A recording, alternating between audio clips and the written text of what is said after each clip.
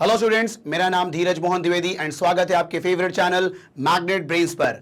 Magnet brains एक ऐसा channel जहां पर आपको मिलता है बिल्कुल फ्री ऑनलाइन एजुकेशन और वो भी एक क्वालिटी एजुकेशन। तो चलें, आज हम शुरू करेंगे आपके क्लास 12 फिजिक्स का जो चैप्टर है, chapter number 4, that is moving charges and magnetism का एक बहुत ही इंपॉर्टेंट टॉपिक हम डिस्कस करने वाले हैं, that is application of ampere circuital law. हमने प्रीवियस वीडियो में देखा था कि एम्पियर सर्किटल लॉ क्या होता है, तो आप अभी अपन इसका एप्लीकेशन देखेंगे कि इसका कैसे इस्तेमाल किया जाता है to find magnetic field at any point. ठीक है, चलो तो शुरू करते हैं। यहां पर ध्यान देना, जो पहला एप्लीकेशन है, magnetic field due to infinite long straight wire carrying current. ठीक है, अगर इनफाइनाइटली लॉन्ग वायर है कैरिंग करंट, तो उसके कारण किसी पॉइंट पर मैग्नेटिक फील्ड कैसे निकालेंगे, हम उसकी बात करते हैं।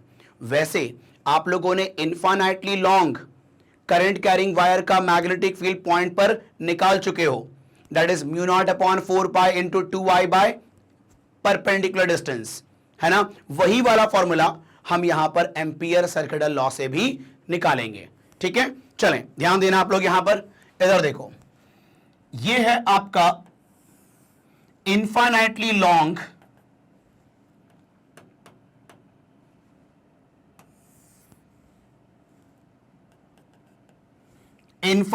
long वायर है जिसका करंट I है। ठीक है, मुझे सपोज इस पॉइंट P पर मैग्नेटिक फील्ड निकाली है at a distance suppose R। इस पॉइंट पर मुझे मैग्नेटिक फील्ड कैलकुलेट करना है, तो हम क्या करेंगे, इस पॉइंट P पर हम एक लूप कंसिडर करेंगे, एक सर्कुलर लूप कंसिडर करेंगे इस तरीके से, ताकि ये जो करंट है वो एनक्लोज बन जाए, ये जो आपका करंट है वो उस लूप के अंदर आ जाए। ठीक है, तो इसी R रेडियस का मैं यहां पर एक सर्कुलर लूप एज्यूम कर रहा हूं। थोड़ा सा और अच्छे से बनाता हूं मैं।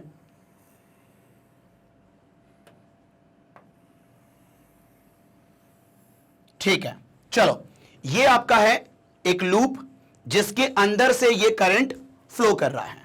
ठीक है, चलो अब ध्यान देना, यहां पर इधर देखो, ये जो आपने लूप एज्यूम किया है, इस लूप को कहते हैं एम्पीरियन लूप। क्या कहते हैं इसको हम लोग? Empyrean loop. ठीक है, चलो अब यहां पर ध्यान देना, क्योंकि आपका ये सर्कुलर लूप है तो ऑब्वियस सी बात है इस वायर से इसके हर पॉइंट का डिस्टेंस सेम ही होगा, है ना। तुम ये बताओ, ये सर्कुलर लूप है, मतलब सर्कुलर लूप का जो सरकमफेरेंस है उसके हर पॉइंट का डिस्टेंस इस वायर से एक ही होगा ना। आप बताओ, ये भी R होगा, ये भी R होगा, ये भी R होगा, है ना। इसका मतलब कि उस लूप के सरकमफेरेंस के अलोंग हर पॉइंट पर मैग्नेटिक फील्ड की वैल्यू सेम होगी ना। ठीक है, अब ध्यान देना, यूज कर रहा हूं मैं एम्पियर सर्किटल लॉ, तो बाय एम्पियर सर्किटल लॉ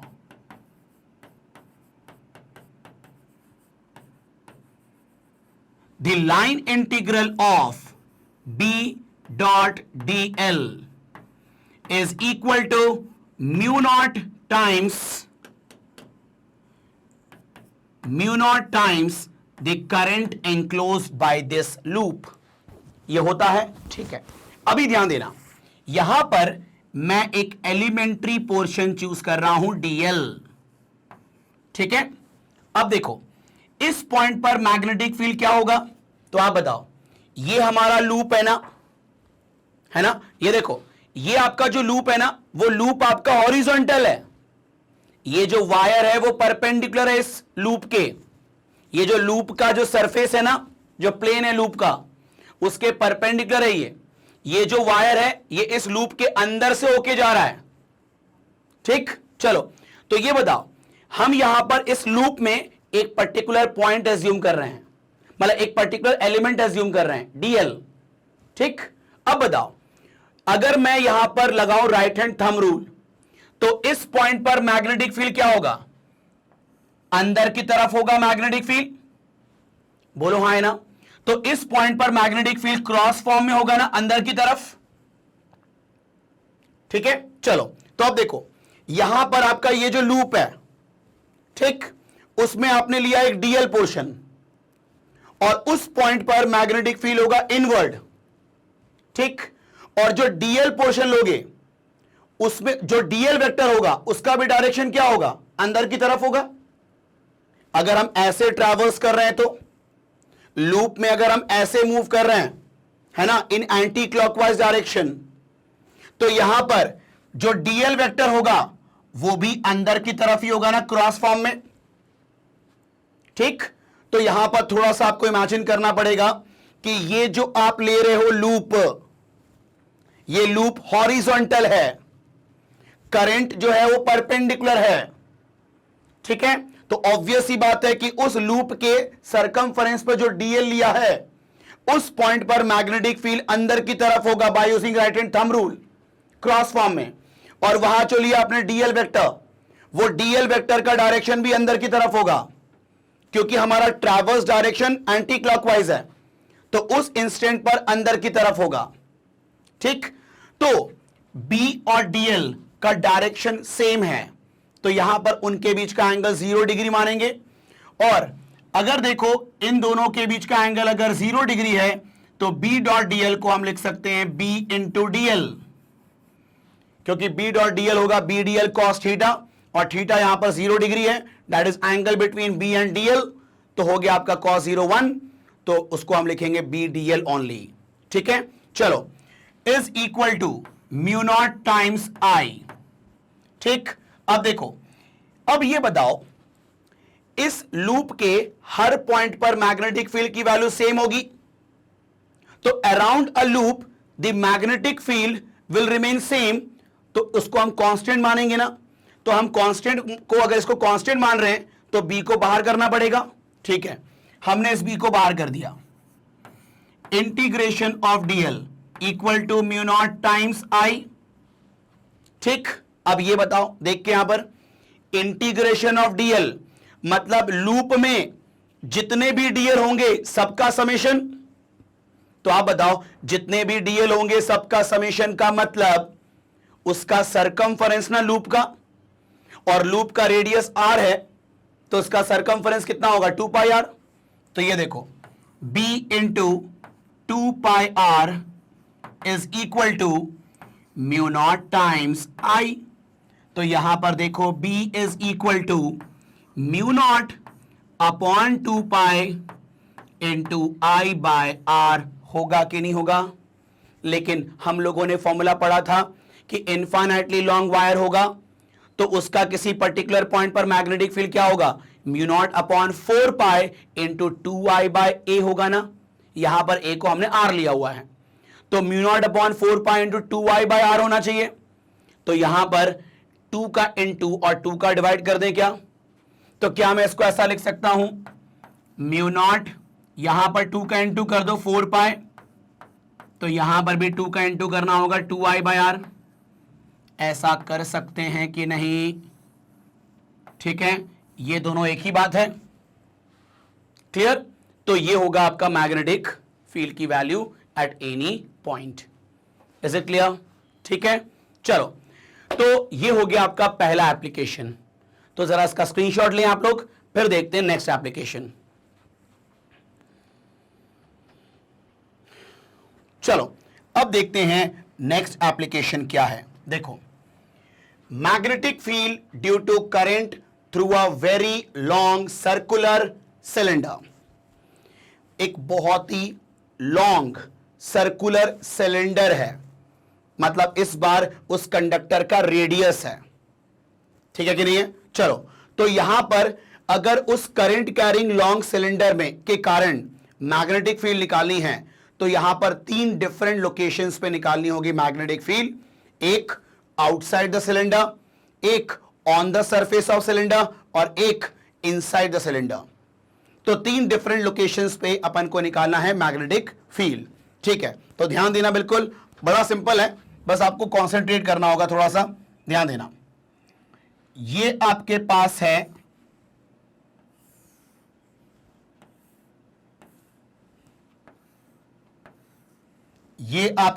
है लॉन्ग सिलेंडर, ठीक। चलो अब ध्यान देना, इसका रेडियस कितना है, इसका रेडियस है r, ठीक। चलो इस पॉइंट को अपन O मान लेते हैं, है ना, ठीक है। अब इसमें जो करंट फ्लो कर रहा है ना, ठीक है, वो करंट फ्लो कर रहा है, मान लो इसमें से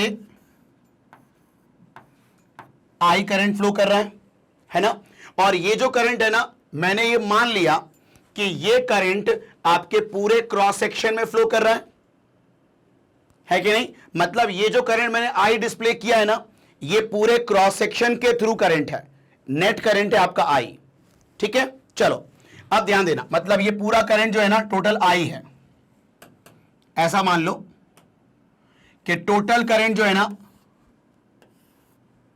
ठीक है, वो कितना है आपका यहां पर I है, ठीक, क्लियर। चलो मतलब ये जो I है वो total current flowing through a cylinder है, ठीक है। अब ध्यान देना आप लोग, यहां पर देखो, मुझे निकालनी है magnetic field at a point which is outside the cylinder, मुझे इस पॉइंट पर निकालनी है, तो इसे मैं मान रहा हूं point P which is at a distance small r from the centre of cylinder, ठीक। तो ये मैं कार्यक्रम जो कर रहा हूं, ये है आपका पहला केस, मान लो इसका, ठीक है, outside the cylinder, outside the cylinder,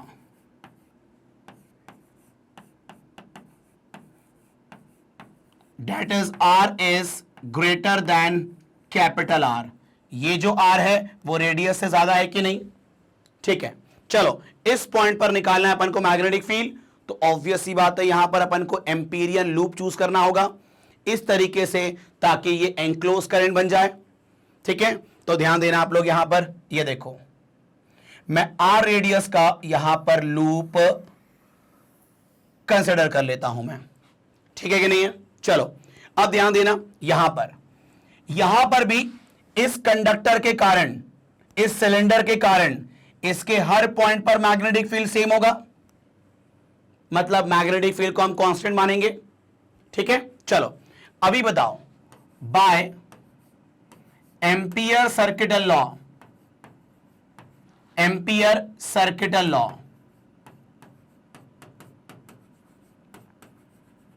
क्या होगा आपका, integration of B dot DL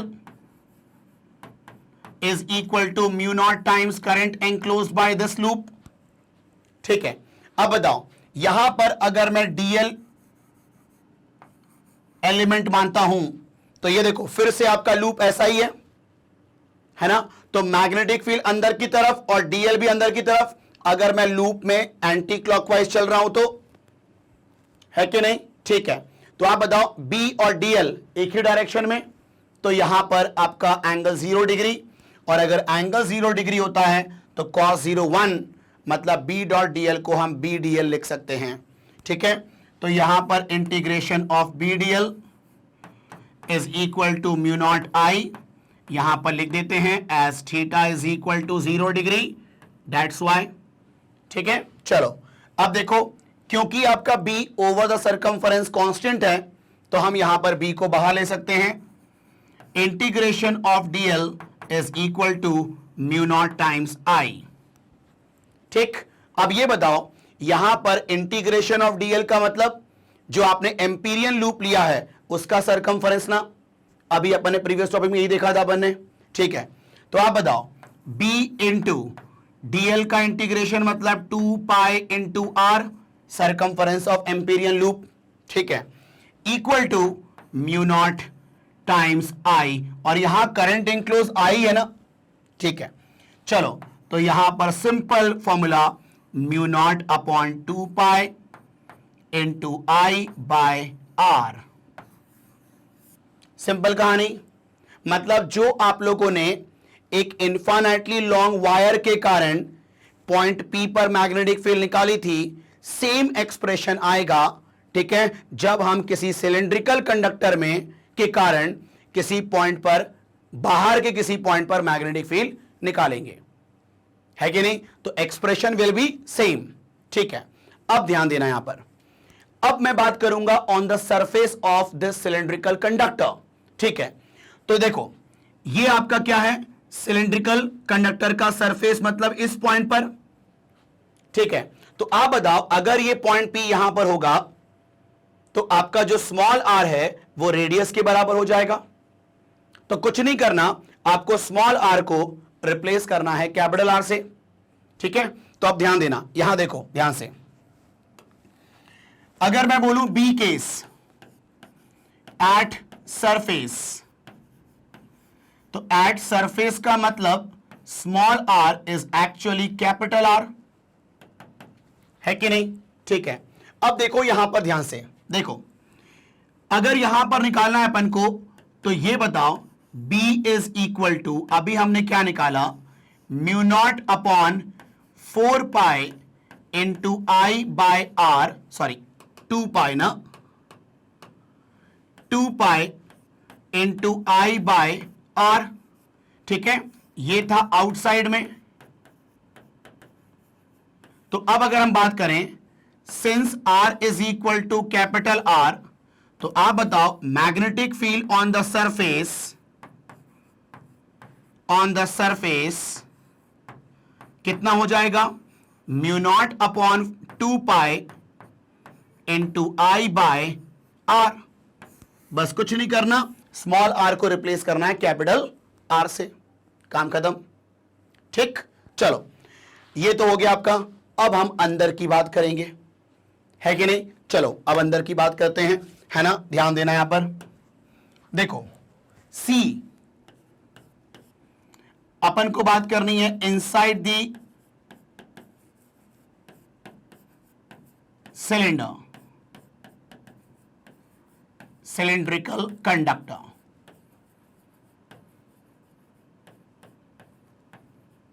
ठीक है। चलो अब यहां पर ध्यान देना, इसमें बेसिकली हम लोग दो केसेस में बात करेंगे, मतलब ये जो थर्ड केस है ना, इसके अंदर भी अपन दो केस लेंगे, ठीक है। अभी ध्यान देना, इधर देखो, ये आपका है, मैं फिर से डायग्राम बना रहा हूं, ये आपका है इनफाइनाइटली लॉन्ग सिलेंड्रिकल कंडक्टर, ठीक है। अभी ध्यान देना, इसका रेडियस कितना है, कैपिटल R। मुझे इस पॉइंट पर निकालना है ना, अंदर के पॉइंट पर, ये मान लो P है, ये आपका डिस्टेंस R है ना, ठीक है। यहां पर R जो है वो कैपिटल R से कम है, ठीक है। चलो अभी ध्यान देना, यहां पर मैं पहला केस ये मान रहा हूं, C के अंदर पहला केस, कि when current flowing through the cross section of the conductor, ठीक है। मतलब पूरा जो आपका क्रॉस सेक्शन है, उस पूरे के थ्रू आपका करंट कितना है, I है, मान लो। इस बार जो करंट है ना, वो सरफेस पे नहीं है, वो पूरे क्रॉस सेक्शन में करंट है, ठीक है। अब देखो, when current I through cross section, ये होता है क्रॉस सेक्शन, ठीक है, थ्रू क्रॉस सेक्शन,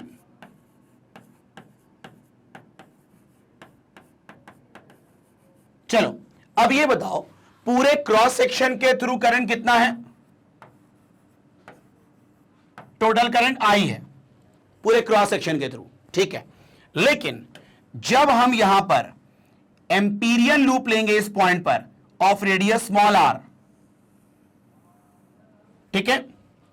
अब बताओ इस पॉइंट पर मैग्नेटिक फील्ड निकालनी है अपन को, है ना? तो ध्यान देना, इधर देखो, बाय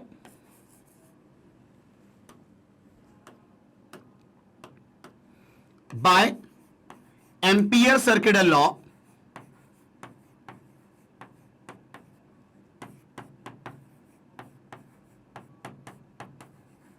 सर्किटल लॉ क्या होगा, integration of B dot dl is equal to mu not times current enclosed. Current enclosed. अब ध्यान देना आप लोग यहां पर, इस बार क्या इस एम्पीरियन लूप ने यह पूरा करंट एंक्लोज किया हुआ है क्या? नहीं। इस एम्पीरियन लूप के थ्रू इस करंट का एक पर्टिकुलर पार्ट एंक्लोज होगा ना, मतलब पूरे कंडक्टर का करंट इसके अंदर से फ्लो नहीं होगा। हमें तो निकालना है लेकिन एंक्लोज करंट, तो उसके लिए हम लगाएंगे आपका यूनिटरी मेथड। अभी आप लोग देखते जाओ, बस देखो ध्यान से, अभी बताना एंक्लोज करंट अगर निकालना है तो ये बताओ आपके पूरे क्रॉस सेक्शन के थ्रू कितना करंट है? आपका आई करंट है। पूरा क्रॉस सेक्शन का मतलब pi into capital R square के थ्रू ना, ठीक है? तो pi into R square, pi into capital R square के थ्रू करंट कितना है? आई। तो pi into small R square के थ्रू कितना होगा? ये देखो, इसका जो एरिया होगा, एम्पीरियन लूप का जो एरिया होगा वो होगा pi into small R square, ठीक है? तो आप बताओ टोटल करंट को अगर हम area of cross section of cylinder से डिवाइड करेंगे तो यह आएगा करंट पर यूनिट एरिया, ठीक? उसके बाद उसको मल्टीप्लाई कर देंगे इसके एरिया से, pi into small R square से, ठीक है? तो इसका करंट मिल जाएगा ना अपन को, है ना? अपन क्या करते हैं, पहले निकालते हैं पर यूनिट एरिया करंट और फिर जितने एरिया का चाहिए उससे मल्टीप्लाई कर दो एरिया से, मिल जाएगा उस एरिया करंट आपको, ठीक है? तो आप देखो ध्यान से, ये पाई से पाई कैंसिल, तो जो एंक्लोज्ड करंट आया है वो आएगा I upon capital R square into small R square. होगा कि नहीं होगा ये? ठीक है, चलो अब ध्यान देना, अब काम आसान है, देखो ध्यान से। तो अब बताओ therefore integration of B dot dl, फिर से वही कार्यक्रम, यहां पर आप डीएल पोर्शन लो, है ना, और बी और डीएल के बीच का एंगल 0 डिग्री, क्योंकि आपने ऐसा लूप लिया है ना, तो सेम तरीके से काम होगा। तो यहां पर बी डॉट डीएल को आप बी डीएल लिख दो equal to mu not times current enclosed, that is I by R square into small R square. Clear है ये? ठीक है, अब देखो ध्यान से सुनो, यहां पर इस लूप के हर पॉइंट पर मैग्नेटिक फील्ड सेम होगा बिकॉज डिस्टेंस सब में सेम है, स्मॉल आर, ठीक? तो यहां पर बी कांस्टेंट है, बाहर कर लो। Integration of dl is equal to mu not times I into small R square upon capital R square, ठीक है? और इंटीग्रेशन ऑफ डीएल तो हमेशा होता है सर्कमफरेंस ऑफ एम्पीरियन लूप। तो आप बताओ एम्पीरियन लूप का रेडियस स्मॉल आर है, तो ये हो जाएगा उसका circumference 2 pi into small R equal to mu naught into I into R square upon capital R square. तो ये आर कैंसिल हो गया, तो आप बताओ B is equal to mu not upon 2 pi into I upon R square into small R. ये होगा magnetic field. Is it clear? ठीक है, चलो ये कौन सा फॉर्मूला आया? अंदर का मैग्नेटिक फील्ड आया जब आपका करंट पूरे क्रॉस सेक्शन के थ्रू फ्लो कर रहा है कि नहीं? अब यहां पर यह भी तो हो सकता है कि जो करंट है वो अगर सरफेस पे आपका सिर्फ फ्लो करे, सरफेस पर, मान लो वो जो कंडक्टर है, जो सिलेंड्रिकल कंडक्टर है, वो एक मेटल शीट का बना हुआ है, मेटल शीट, तो उसमें आपका करंट जो है वो सिर्फ सरफेस पे फ्लो करेगा। तो इसी में जो सेकेंड केस है, second case 2, if current flow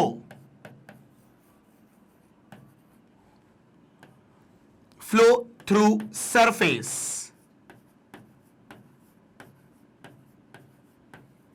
तो आप बताओ यहां पर देख के, इस केस में ये आपका है सिलेंडर इनफाइनाइटली लॉन्ग, ठीक है, ये सेम डायग्राम थोड़ा छोटा करके बना दिया मैंने बस आपको। अब देखो इसका रेडियस वही कैपिटल आर है, यहां पर जो करंट है ना वो सिर्फ सरफेस पे फ्लो कर रहा है। ठीक, तो आप बताओ इस केस में अगर मुझे अंदर के किसी पॉइंट पर निकालना है मैग्नेटिक फील्ड इस पॉइंट पर, तो जो एम्पीरियन लूप लोगे रेडियस आर का, क्या इसके अंदर से कोई करंट फ्लो होगा? नहीं होगा, क्योंकि ये जो लूप है वो कंडक्टर के अंदर है और करंट तो सरफेस पे फ्लो कर रहा है। ठीक है, तो यहां पर आप क्या बोलोगे, देखो यहां पर आप बोलोगे कि बाय, ऐसा बोलना,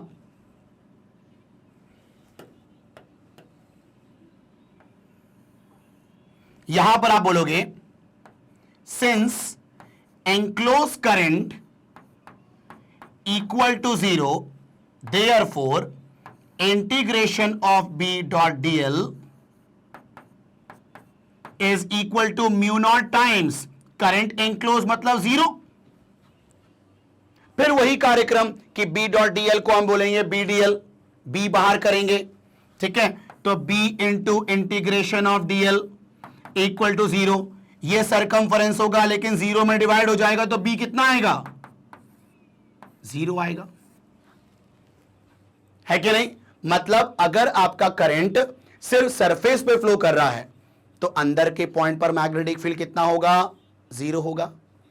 ऐसी अगर रिकॉल करो तो याद होगा आपको कि अगर कंडक्टर के ऊपर जो चार्ज होता है वो सरफेस पे होता है, इसीलिए हम कंडक्टर के अंदर इलेक्ट्रिक फील्ड 0 बोलते थे। यहां भी सेम कहानी है कि अगर करंट फ्लो करेगा सिर्फ सरफेस पे तो अंदर के पॉइंट पर मैग्नेटिक फील्ड कितना होगा? 0 होगा, है कि नहीं? ठीक है, ये कहानी होती है। ठीक है, अब हम इस रिजल्ट के बेसिस पर एक ग्राफ बनाएंगे, है ना? तो एक काम करें, पहले आप लोग इसका स्क्रीनशॉट लें। देखो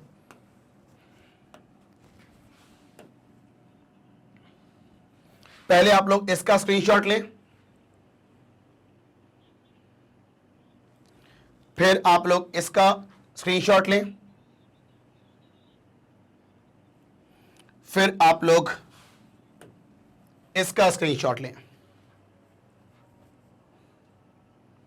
ठीक है, चलो अब मैं यहां पर ग्राफ बनाता हूं। एक ग्राफ देखना है अपने को जो एग्जाम में आता है। ठीक है, ध्यान देना बस।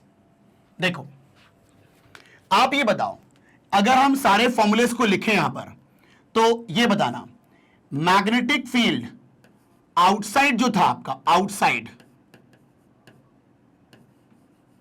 वो कितना था आपका? Mu not upon 2 pi into I by R था ना। ठीक है, तो यहां से आपको क्या दिख रहा है कि बाहर के पॉइंट पर जो मैग्नेटिक फील्ड है आउटसाइड वाला वो इनवर्सली प्रोपोर्शनल टू आर है कि नहीं? ठीक है भाई, है ना? अब देखो ध्यान से यहां पर, अब ये बताओ अगर हम बात करें on the surface, B on the surface, on surface, ये कितना था आपका? Mu not upon 2 pi into I by capital R. बोलो हाँ है ना? ठीक है, उसके बाद अगर हम इनसाइड की बात करें, जब आपका करंट पूरे क्रॉस सेक्शन के थ्रू फ्लो कर रहा था, तो उस केस में बी इनसाइड जो था वो था आपका mu not upon 2 pi into I by R square into small R था ना। देखो ये वाला फॉर्मूला था आपका, देखो कहां पर? ये वाला। ठीक, चलो अब ध्यान देना। ठीक है, तो यहां पर देखो ये हो गया आपका फॉर्मूला। यहां से बताओ बी इनसाइड क्या होगा? Directly proportional to R. ठीक, इसका मतलब कि अंदर की बात करें तो आपका magnetic field directly proportional to small R है, और बाहर की बात करें तो magnetic field inversely proportional to R है ना? तो अब ग्राफ कैसा बनेगा? ध्यान देना, इधर देखो,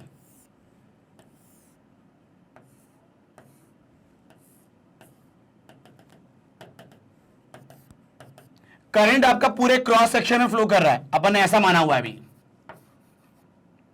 ये पूरा करंट आई दिया हुआ है, ठीक।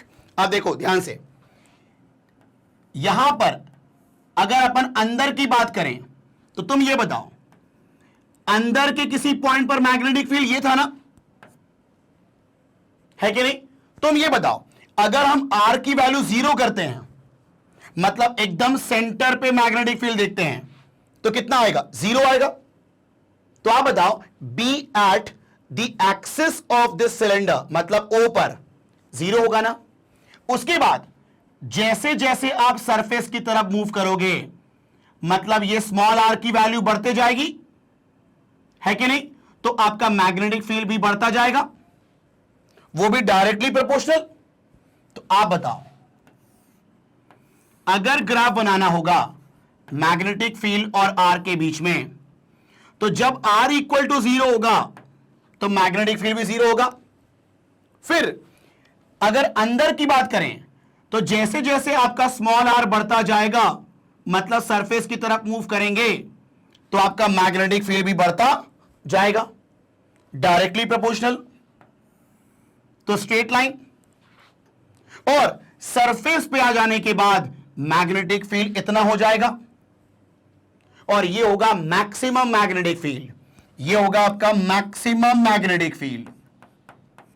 तो कोई अगर पूछे ना कि मैक्सिमम मैग्नेटिक फील्ड कहां पर होगा, तुम बोलना सरफेस पर, ठीक। अब उसके बाद देखो, जैसे ही अपन, ये आपका हो गया सरफेस पे आ गए हम, मतलब स्मॉल आर रेडियस के बराबर हो गया आपका, ठीक।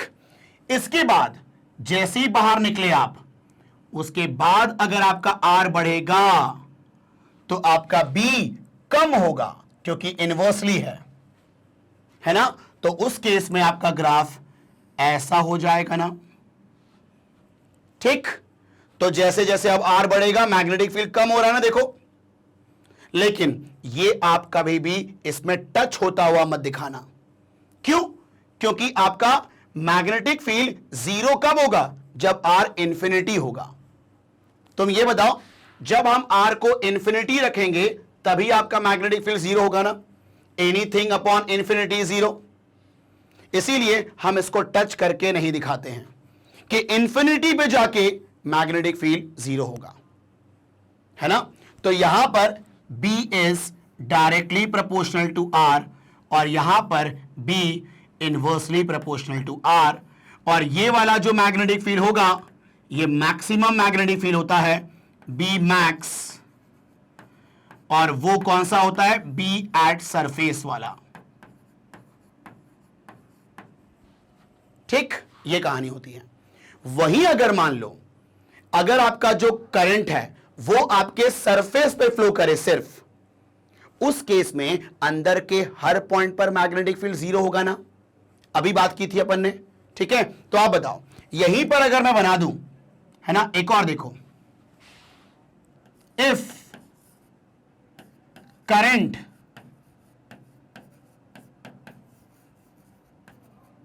फ्लोइंग थ्रू सरफेस, उस केस में आपका B इनसाइड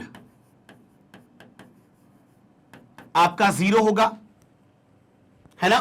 तो आप बताओ, यहां पर अगर इस केस में ग्राफ बनाऊं, तो ये बताओ, जब तक आपका यहां पर R की वैल्यू रेडियस के बराबर ना हो जाए, तब तक हम अंदर ही हैं। तो उस केस में मैग्नेटिक फील्ड 0 रहेगा ना, है कि नहीं। फिर जैसे ही सरफेस पे आ जाएंगे, R equal to capital R का मतलब क्या हो गया? सरफेस पे आ गए हम।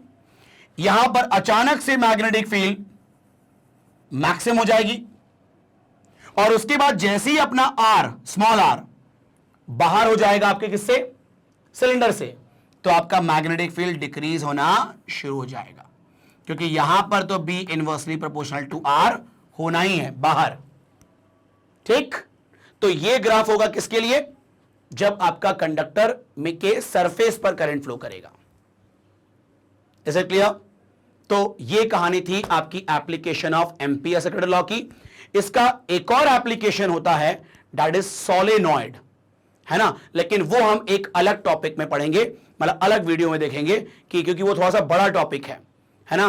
क्या होता है सोलेनॉइड, ठीक है, वहां पर कैसे मैग्नेटिक फील्ड प्रोड्यूस होती है, ठीक है, क्या एक्सप्रेशन है उसका, फिर टॉरॉइड क्या होता है। तो ये थोड़ा सा बड़ा है, तो उसको हम लोग नेक्स्ट वीडियो में देखेंगे, ठीक है। चलें, तो आप लोग एक काम करें, इसका स्क्रीनशॉट ले लें आप लोग, ये ग्राफ का, फिर आप लोग इसका स्क्रीनशॉट ले लें। चलें, ठीक है। तो बस आपको ऐसे ही वीडियो देखने के लिए क्या करना होता है, सिंपल magnetbrains.com पे जाना है, वहां पर आपको ऐसा इंटरफेस मिलेगा, ठीक है। आपको फिर अपनी क्लास सेलेक्ट करनी है, फिर सब्जेक्ट सेलेक्ट करना है जो भी आपको पढ़ना है। जैसे आपने सेलेक्ट किया मान लो 12th फिजिक्स, वॉच नाउ पे क्लिक करेंगे, जैसे ही क्लिक करेंगे चैप्टर की लिस्ट मिल जाएगी आपको, फिर जो भी आपको चैप्टर पढ़ना है उसको क्लिक करें और आपका वीडियो सामने आ जाएगा। सो सिंपल, ठीक है। तो बस अंत में यही कहूंगा कि अगर आपको ये वीडियो पसंद आया हो और अगर आपको इस वीडियो से कोई नॉलेज मिला हो तो आप इसको लाइक जरूर करें, एंड अगर आप चैनल में नए हो तो आप जल्दी सब्सक्राइब करें ताकि कोई भी अपकमिंग वीडियो हो वो आपसे मिस ना हो, और अपने दोस्तों के साथ इसको शेयर जरूर करें ताकि उनको भी इसका बेनिफिट मिल पाए। Thank you.